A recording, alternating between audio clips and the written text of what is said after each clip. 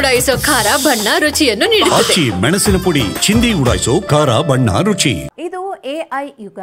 ಆಧುನಿಕತೆ ಭರಾಟೆಯಲ್ಲಿ ನಮ್ಮ ಸಂಪ್ರದಾಯ ಸಂಸ್ಕೃತಿಗಳು ಮರೆಯಾಗ್ತಾ ಇವೆ ಅನ್ನೋ ಆರೋಪ ಪದೇ ಪದೇ ಕೇಳಿಬರ್ತಲೇ ಇರುತ್ತವೆ. ಆದರೆ ಈ ಹಳ್ಳಿ ಮಾತ್ರ ತನ್ನ ಪೂರ್ವಿಕರ ವಿಶೇಷ ಆಚರಣೆಗಳನ್ನು ಮರೆತಿಲ್ಲ. ಹಾಗಿದ್ರೆ ಯಾವುದು ಆ ವಿಶೇಷ ಹಬ್ಬ ಅಂತೀರಾ? ನೀವೇ ನೋಡಿ.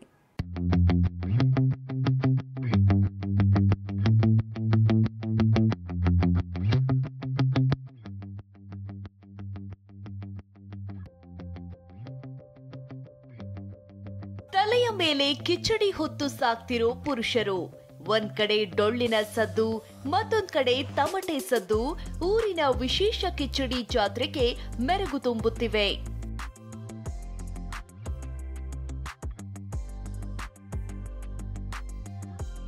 ಅಂದಹಾಗೆ ಇದು ಬಾಗಲಕೋಟೆ ತಾಲೂಕಿನ ಬೆನಕಟ್ಟಿ ಗ್ರಾಮ. ಪ್ರತಿ ವರ್ಷದಂತೆ ಈ ವರ್ಷವೂ ಗ್ರಾಮದ ಎಲ್ಲರೂ ಕೂಡಿ ವಿಶೇಷ ಕಿಚಡಿ ಜಾತ್ರೆ ಆಚರಿಸಿದ್ರು.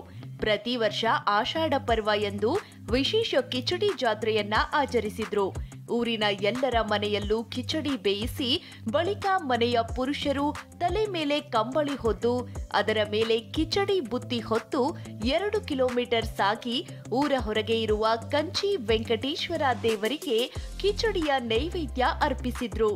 ಬಳಿಕ ಎಲ್ಲರಿಗೂ ಪ್ರಸಾದ ಹಂಚಿ ತಾವು ಸೇವಿಸಿ ಊರವರ ಜೊತೆ ಹಬ್ಬ ಆಚರಿಸಿದ್ರು. ಪೂಜೆ ಪುನಸ್ಕಾರ ಮಾಡಿಕೊಂಡೆ ನಾವು ಮುಂದಿನ ಕೆಲಸ ನಾವು ಮಾಡುವಂಥದ್ದು ಒಂದು ಸಂಪ್ರದಾಯ ಮೊದಲಿಂದಲೂ ಬಂದಿದೆ. ಸುಮಾರು ನಮಗೆ ಈಗ 68 ವರ್ಷ ಆಯಿತು. ಇಂಥ ಪೂರ್ವದಲ್ಲಿಂದಲೇ ಈ ಜಾತ್ರೆ ನಡ್ಕೊತಾ ಬಂದಿದೆ. ಇದು ವೈಶಿಷ್ಟ್ಯಪೂರ್ಣವಾಗಿರ್ತಕ್ಕಂಥ ಇದು ನಮ್ಮ ದೇವಸ್ಥಾನ. ನಮ್ಮ ರೈತರಿಗೆ ಇದು ಏನಾಗ್ಯದಪ್ಪ ಅಂತಂದ್ರೆ ನಮ್ಮ ಬಿತ್ತಿಗೆ ಆಗಲಿ ನಮ್ಮ ಬೆಳೆಗೆ ಒಂದು ಒಳ್ಳೆಯ ಒಂದು ಹಾದಿ ತೋರಿಸುವಂಥ ಒಂದು ಕಾರ್ಯಕ್ರಮ ಅಂತ ನಂಬಿಕೆ.